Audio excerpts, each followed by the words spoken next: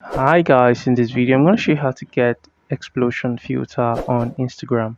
To get started, you want to go ahead and log into your Instagram application. To use this effect, all you need to do is to tap on your screen, and that is the effect. Okay, alright, so to get this effect you want to follow this person on this page. That's the name of the person, Mefakara Denise. I'm gonna save this effect first, and then I'm gonna head over to the page. Right, so this is the page, and this is the guy who owns the effect. To activate it on your account, you want to go ahead and follow the person, and you can activate every other effect that they may have to your Instagram account. Okay, all right, if you're not able to activate the effect this way, I'm going to show you another method. You want to go ahead and join me on this website, link in the description.